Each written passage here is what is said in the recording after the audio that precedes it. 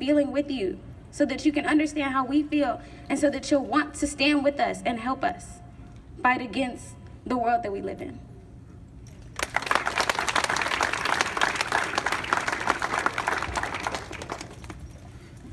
Hi, my name is Caitlin. I have been deeply affected by what's happened recently, and I'm going to share a Bible verse with y'all. It's 2 verses in Proverbs that are seemingly contradictory, but they're contradictory for a reason. It's Proverbs 26:4 and 5.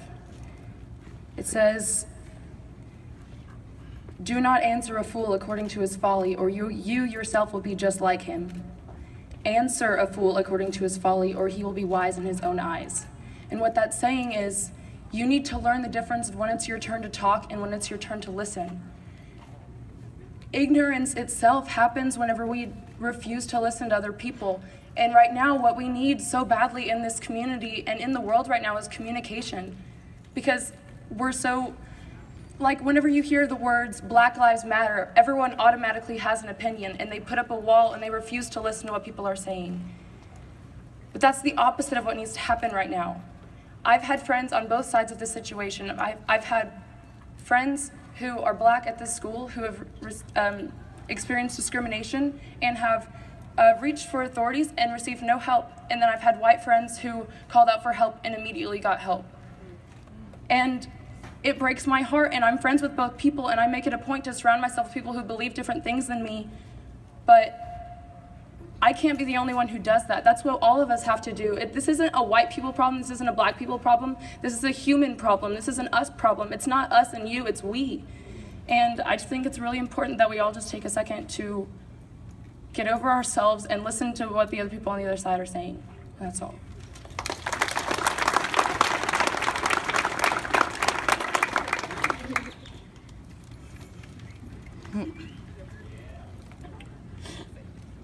I want to begin by saying thank you to the people that don't look like me that are standing here.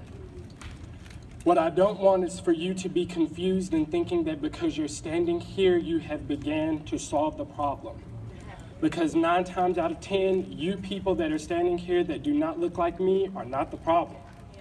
But the people that are walking by, hearing what we're saying, that don't have class and are still walking by, or who are walking by and whispering and saying negative and ugly things, knowing that we're standing here, they are the problem. And they expect me and people that look like me to express that it is an issue. But it is something different when somebody that does not look like me, that looks like them, that wears the face that they wear, says, hey, I'm not going to tolerate that. Do you understand that? And it is when somebody that does not look like me stands on a platform around people that do look like me and say, hey, Black lives matter, that we can begin to see the process of change. I want to say one more thing to help us understand, because I know that there's some turmoil that comes in our heart whenever we hear Black Lives Matter. And I want to undo for you what the media has done, which is manipulate a movement. When I say Black Lives Matter and your response is no, all lives matter, the issue I have is with the word no.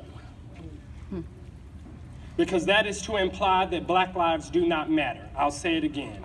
If when I say Black Lives Matter, your answer is no, all lives matter, my issue is not all lives matter, my issue is that word no. Because what it says is, no, Black lives do not matter, all lives matter, which is to take Black lives out of the word all. Do y'all understand that? Mm-hmm. So the next thing that I want us to begin to challenge ourselves with is, if you are determined to believe that all lives matter, then when I say Black lives matter, begin by responding with the first word being, yes, they do, because all lives matter. Black lives matter, yes, because all lives matter. Then we can get there, but that yes is crucial to your understanding. And until yes comes before all lives matter, it will continue to be an issue. Miss Riley, a psychologist on this campus, a professor, teaches us to read from a book which is called The Screwtape Letters. And in that book, one of my RAs pointed out that it explains that the way the devil keeps us bound is by getting us to focus on the system and never to look at ourselves. To address everyone else and never to look at me. To synthesize white people to be a group and to synthesize black people to be a group and never focus on what I can do as an individual. And we choose when we want to be individuals and when we want to be a part of a group so that we can be comfortable. I want to leave you with this. Until we stop blaming the system and own up to what it is that we take part in day by day, by keeping our mouths closed, it will continue to be a problem. I challenge you, those that don't look like me, to utilize platforms just like this around people that do look like me, to break down the partition and the barrier of racism and misunderstanding that exists between you and I that is simple. To bring it down, the simple solution to bringing down the partition is for those that don't look like me to take a platform in front of people that do and say, your life matters and I'm fighting for you. I'm determined to make you feel safe. If the power lies in my hand, then I'm going to use that to empower you. I pay $40,000 just like everybody else, and I am determined to feel safe at this university.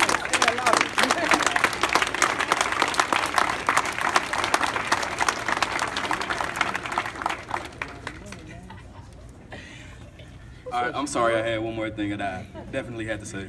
This is a message to all, because I see all the higher administration and faculty and senior leadership team, everybody here, and I couldn't walk away not saying this. And like 7 of my bosses are here, so I might get fired. But I'm okay with that. I work in a dorm with freshmen, and we all know freshmen are a little bit touched. I had a freshman tell me, he said, Shakur, can you sing a song? While I was playing the piano, I said, I can't sing. He said, what? I thought all black people could sing. I said, no. He said, no, it's actually scientifically proven that all black people can sing.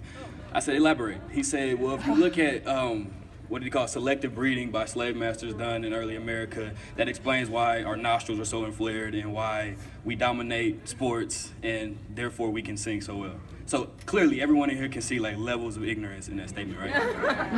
I don't blame him. He came from a homogenous background. That's probably what he was taught, okay? I'm not blaming him for that. To my faculty, my senior leadership team, my administration, I'm not gonna point any fingers, but we're not making this up, okay? If you look at the demographic makeup of Gardner, you look at the percentage of white females in Gardner versus any other minority. If you look at the staff at Gardner, the demographic makeup, you will understand why she made that comment, because it was acceptable, okay? There was nobody there to tell her, you can't do that.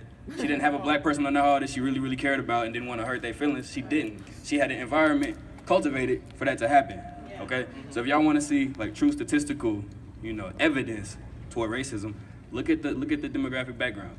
To my faculty and administration and senior leadership team, if you can count the number of black faculty on your fingers, there's a problem. You know what I mean? We're not making that up. Where do you think that the ideas, where do you think the discussions are going to come from about race? They're going to come from people that understand race. So the sad part is, if anyone here, any of you want to learn about racism, talk about it in a classroom, you have to take Stephen Moore's English class, because that's the only outlet, you know what I mean? So if y'all want to talk about real statistical issues, let's look at student life, let's look at our academic, just look around, okay?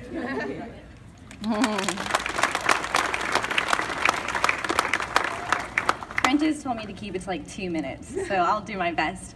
I sat for the past 2-3 days just kind of trying to configure what I could possibly get up here and say, and there are honestly no words. And to try and to convey that within a given time on a given day in just a random section of life and in this season, and to trying to convey the expressions of what my friends have felt and to do my best to relate to what they're feeling, there are no words.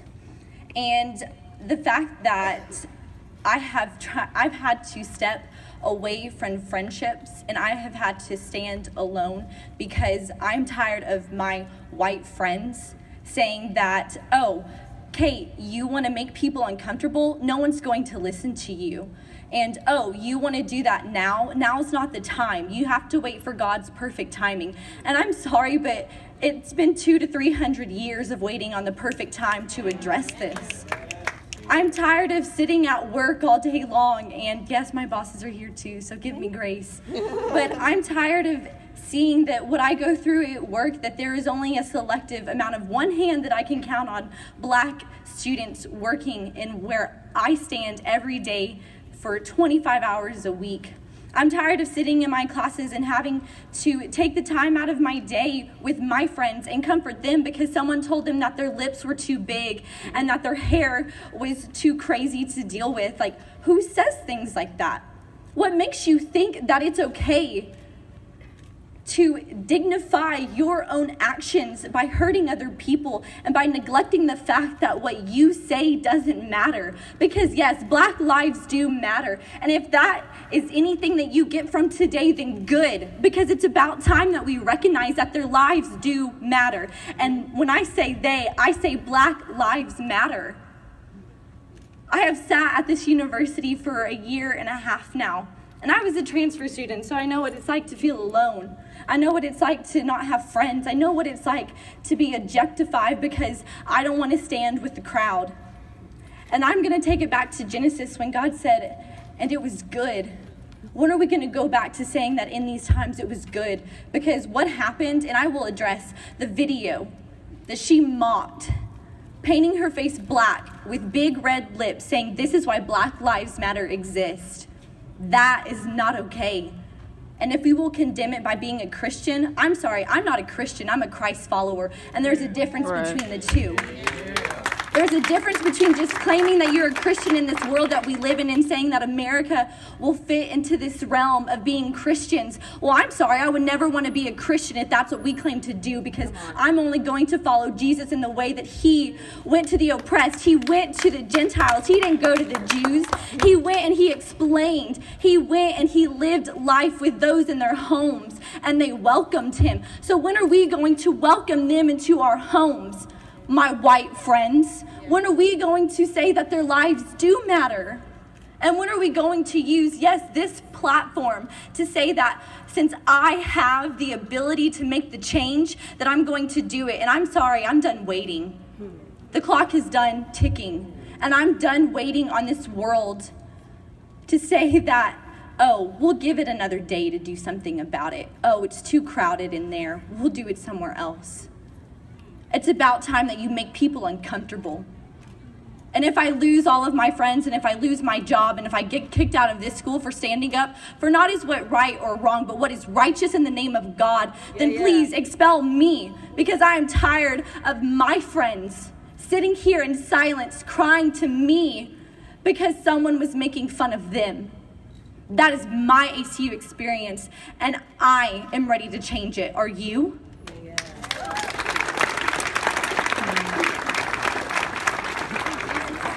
I almost feel walking up here. It's okay.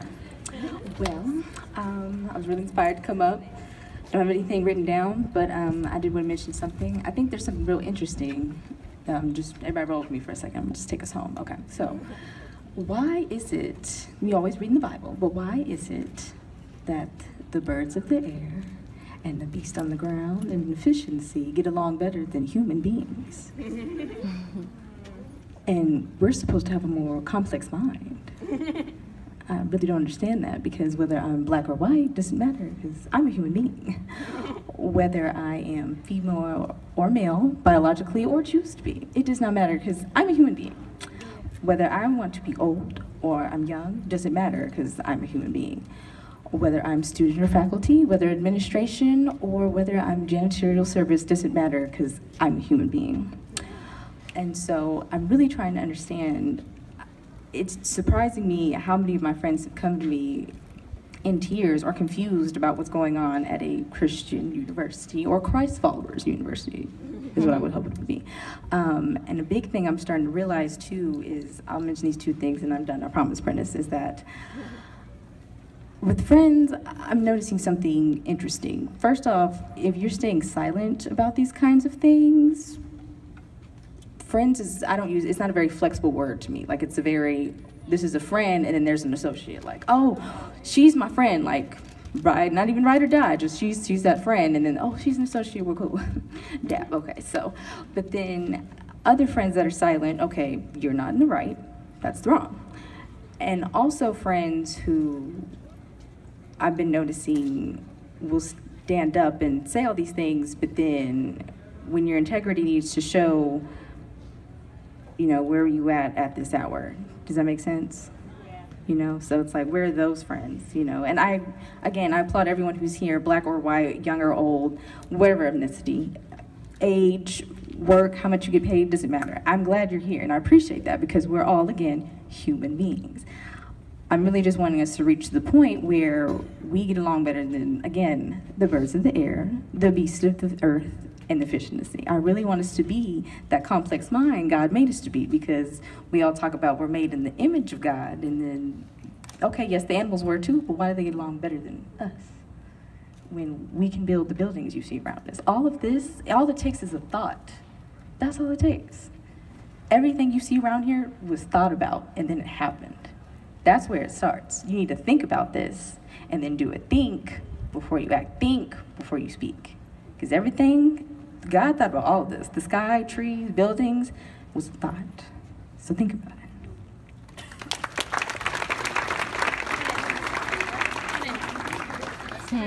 Okay, I'm Kia, for everybody who doesn't know. I'm student athlete here at ACU. And what I'm about to say, I don't want it to dignify me. I don't want y'all to see me around campus and be like, hey, I remember her story. I don't want any of that. I just want y'all to listen to what I'm about to say. When I was in 4th grade, many people don't know my background. I'm from New Orleans, Louisiana. I watched my house disappear. I'm on top of my house with my mom, sisters, grandma, everybody. I watched my youngest sister die of dehydration. I watched a white family in a boat swim past our house, look up, and then look down like we were nobody, and just swim by. That was my first instance of like, I thought I wasn't anybody. I thought, like, why us? Am I about to die too? Like, that was my first instance. I'm in 4th grade. I'm 9 years old. After New Orleans, we get taken to Houston. In middle school, I'm the only black person in an academy full of whites, Asians, and Indians. After the first week of school, I can remember the words, "Go back to Africa," being scribbled in my locker. And I go to the principal and I complain about it, nothing happens. It's just the act of kids being immature. Things like that, that's what Monday brought me back to. It was a slap in the face. It was like somebody had literally spit in my face, because I'm listening to my friends at Baylor, Texas A&M, Texas State. Oh, people are throwing bananas at students. People are calling students N-words. We're having to walk students to class and things like that. And I'm thinking, that only happens at big universities. That would never happen at ACU. We're a Christian university. So when I get mentioned on Twitter with this blackface video, I was hurt. I was so embarrassed. I was deeply embarrassed. And I know I'm not the only one. I know I'm not the only one who, after seeing the video, had to watch it multiple times to make sure that that was real, that that was something that happened on my campus in a dorm that I used to stay in. So things like that hit home, I just wanted to hit everybody. This is not us complaining. This is not us calling out for help. We want y'all to listen to us. This is not for y'all to just go back and talk to Schubert or talk to whoever y'all feel is right. Y'all need to talk to us. Hear our stories. Hear why we are angry. Not even angry. The word is disappointed in this community that we should call home. I should never feel threatened. I should never feel like I'm not safe in my own home. And lately, that's how I've been feeling at ACU. I've never, as a student, personally been victimized by anybody, haven't felt racism from anybody on this campus, but I've watched people say racist things, do racist things, and I just let other people handle it. But I'm done. So y'all are gonna start hearing my voice more. I am a student athlete, and I'm gonna start upholding myself to that standard. I'm gonna speak out for those who don't have the voice to speak out. And I'm sorry to those who have been affected and those who have personally been victimized by this situation. But I think as a community and as a school, we all need to come together and listen. Not just talk, not try to dance around the issue, address it personally. It hurt me today in chapel that we danced around the subject of what actually happened on Monday. I felt like that issue needed to be addressed, and that us coming together as a university, somebody should have spoke out against it. So as a community, I think we all just need to just listen. Just talk, listen, and make it a positive communication, not negative. Thank you.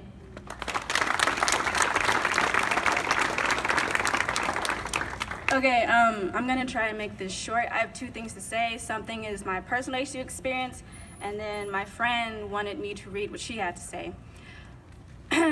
Okay, so before I got to ACU, when we had the whole little admissions things or whatever, I met with this guy in Hunter Welcome Center. And I also have an older sister who goes here, and she worked in Hunter Welcome Center when she was a sophomore. And so I already knew the guy, but he didn't remember me and my family. But when I got there and we started talking and everything, he said, well, here, let me state this. I'm dyslexic. I can't really read that well as most people out here, and I can't really spell that well or write, but I'm a hard worker. Okay, so I've always had difficulties with school. Also, I'm not the best speaker because my brain works too fast sometimes, and so, that's just how dyslexic people are. When I got here and I said that I was dyslexic, he said, well, actually, we're looking for black students who can bring something to the campus, who have better grades, who have better who we can give scholarships to because of the way that they have these incredible minds, and that they're gonna leave ACU and represent us well. And I said, well, why is it that me being dyslexic affects me getting into the campus? Because, there are other students here that are dyslexic who are doing great. Why can't I do as great as them? He said, well, your SAT scores weren't that great. I said, that is a fact. They were not great at all. But I also had a concussion at the time because I got dropped as a cheerleader that senior year when I had to take my SAT because of the color of my skin.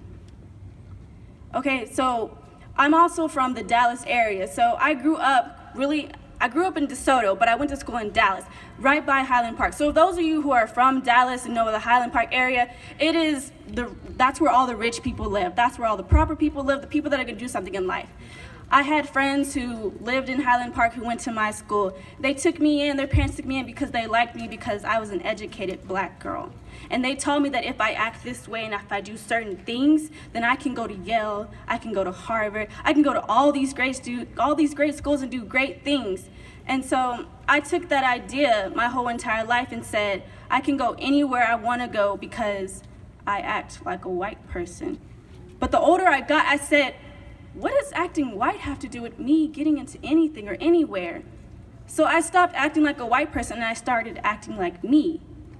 Me as a black girl in America who lived in DeSoto, a predominantly black community, but went to school in North Dallas where the rich people lived.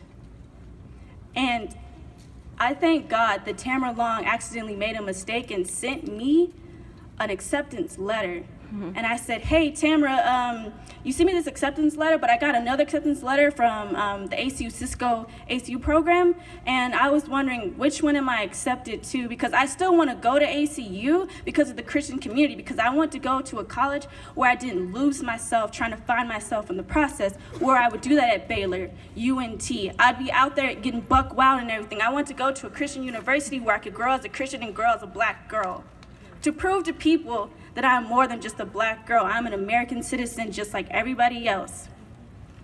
And so I just want to say this one thing, that ACU faculty, members, staff, everybody, I want you to go and look and see how much money you get from your minority students after they graduate.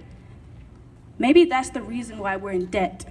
Maybe we could get more money if we treated our minorities a little bit better. Yes, we show Christian love, but no one wants to know our life story. No one wants to get to know us, to know how we can strive to be better Christians, better ACU students. And so I'm gonna read what my friend said because she's shy and she didn't want to get up here. I might stumble a little bit again because I'm dyslexic. I just want to point that out. But that doesn't stop me from being educated. I'm as educated as everybody else. I just get things backwards. And you can see by my GPA, like I have stumbled, but there have been Black faculty students who have helped me. So it says, our faculty of Christian scholars and professionals are supposed to be patient stewards of their discipline and their faith.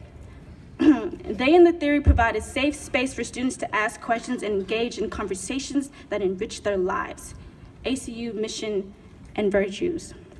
My name is Charity Higgins, and this has not been my ACU experience.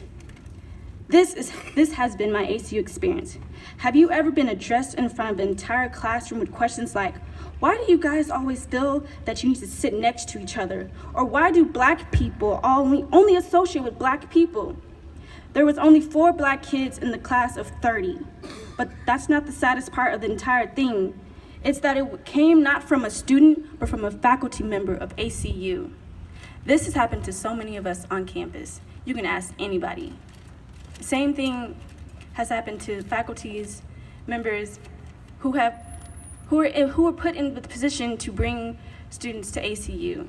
So I just want to remember to take the time to think, what are you doing for the minorities besides giving them scholarships to come here?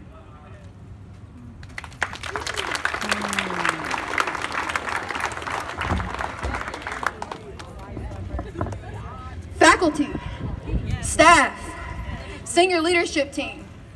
I would like to explain the ACU difference to you that's not mailed out in the little pamphlets that I get at home or on your little website that you have. When I came here during Wildcat Week, my parents met other parents and I met other students. And immediately parents and faculty members asked, oh, so what sport are you coming here to play? Like, why can't I just be a student focusing on my academics? Why do I have to be a student that's looked at for entertainment? And I feel like around campus, Black students are looked at as entertainment. We're looked at, okay, we're gonna win the next game. And so that was the first impression I had with the first week here. And then when I had my first Bible class, I invited one of my professors to come out to the Black History play. And he told me, well, I don't know if I should come because the only thing I know about Black people is fried chicken. And then he laughed, and I have it on recording. That's a problem. And then going on, I decided to join Black Students Association. I decided to join organizations thinking, okay, well, maybe if I put myself out there and invite you into my culture, you'd be willing to learn about it. But that was opposite, because just this year, I was in Bible class again, and we were learning about something different. And the teacher posed the question in front of the students, do Black lives matter or do all lives matter? What type of faculty member will make the class ask a question like that? Make them think about something like that? Like, what is wrong with that? That is a system that is failing. And then I think about other things like my chapel experiences here at ACU. I see all my brothers that are athletes. Most of them I see that are athletes. And you guys try to set up an athletic chapel on Thursdays, prohibiting them from coming to BSA chapel. And then you wonder why are the Black women leading the Black people, or why are the Hispanic women leading all the Hispanic people? That's because you have chapels to divide us. You want to set these track team chapels separate when you know BSA's chapel is happening on Thursday, but you want to set the track team chapel on Thursday. You want to set the football team chapel on Thursday, and you know the BSA chapel is on Thursday. So then you create division. Is that really what we want? Senior leadership team, faculty, and staff? Is that really what we want? Because that's the experience that I'm getting from ACU. And then another problem is that when you invite us to come, you want us to assimilate to the culture. And I want to go back to what Brother Andrew said, is that just because you have us here, that doesn't mean that it's diverse. because diversity is not an experience, it's a lifestyle. And a lifestyle is culture.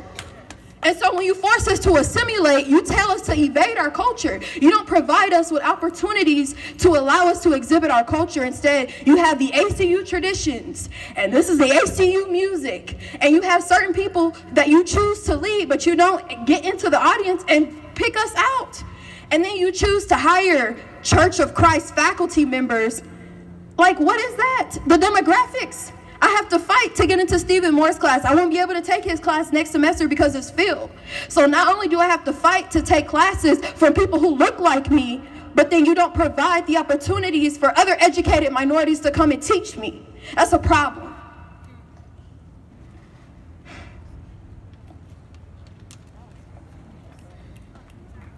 We need to start building solutions, faculty, staff, senior leadership team. We need to move past skirting around the issue. We need to look past, well, they have Black Students Association. Well, they have something. That's not enough. We want more. We want more than what you're offering us to have an organization. We want more from you. We want direct action. We want cultural competency. And we're not being fed. But you claim that's the ACU difference. You get us here through the pamphlets. You get us here through the phone calls. Lies. Just lies. Fix the system, or we're going to fix it for you.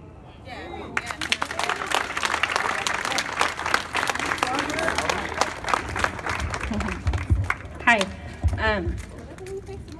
I just wanted to say that growing up as somebody who grew up in like church circles, I always thought that being a Christian meant being nice and agreeing with your Christian friends.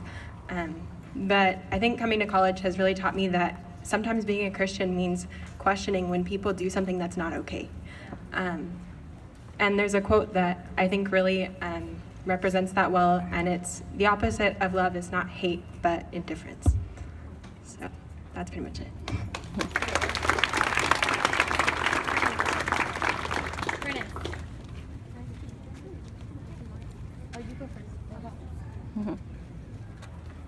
Hi. Sorry, I'll talk louder. My name's Kaylin. It's nice seeing everyone here. I just wanted to pose a question on how come as Black people we create things. We're full of creation and thoughts, and we create this music that everyone loves to dance to. We create clothes that people want to wear, and we do art, and we write poetry, and then that's the only part of us that people want to see. Like she just said, we are just looked at as entertainment, and that's the only time when our lives matter. How come our lives don't matter all the time? How come we're only looked at when you want a new song to dance to, or a new dance to do, or something to do for a video? How come that's the only time we are looked at? Why are we not respected for our minds? Why are we not like valued for what we can do, for what we can accomplish? It really makes me upset that like when innocent Black people are killed in streets and in jails, when innocent people of color are just not thought of after their funerals, how come everyone says, or oh, it was a mistake, but no one is bringing the people who killed us to justice. We are not getting justice for what is happening to us. We are dying, and no one is seeming to care about how we feel about this. We are being prosecuted and oppressed, and no one seems to care. Why is that? But you want to care when we do stuff for you to entertain you, or to make movies, or to write plays or stories, or like we're much more than something you can steal from. You're taking our culture from us. Culture appropriation of any people of color, whether they're Black or Mexican or Indian, is wrong. And then you try and justify your actions. That's not okay. And to just stand there and look me in my face and tell me that my life is less than yours? No, in God's eyes, I'm beautiful and I deserve to be on this earth. That's why I'm here. So why is it that to you, I don't matter? Why do not we matter to you? Thank you.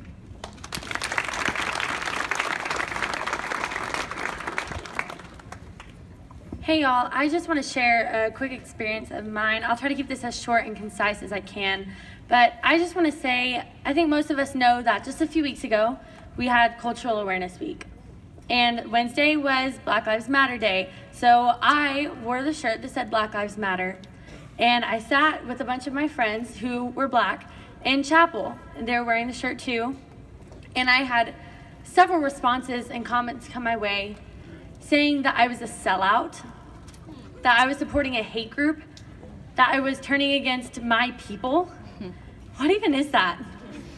What is this division? When did it become my people, your people, us versus them? Do you think when God looks down on the earth, he sees teams? Do you think God plays favorites? Do you think that God rules our world on white supremacy? God doesn't look at the color of your skin. God doesn't look at your outward appearance. He looks at your heart. Guys, I want to address this real quick. We love to deny any personal responsibility to these issues. We love to look at issues such as what happened on Monday and say, oh, I didn't make the video. I wasn't in the video. And we love to say, oh, well, I didn't tell you you were a sellout for wearing the Black Lives Matter shirt. Oh, I didn't enslave your ancestors. We love to say that. We love to act like we have nothing to do with the issue. But let me tell you this. I'm not trying to tell you, I'm talking to white people specifically on this one, I'm not trying to tell you that you're guilty for the actions of your ancestors, whether they enslaved black people or not. But I'm telling you this. You do have a responsibility for what's happening right here today and what happens in the future as a result of this. And if you do not choose to be a part of the change, you are culpable. You are responsible. So I want to encourage us, if you think you don't care, if you think this doesn't affect you, trust me, it does. You can be a part of this change and it starts now. Thank you.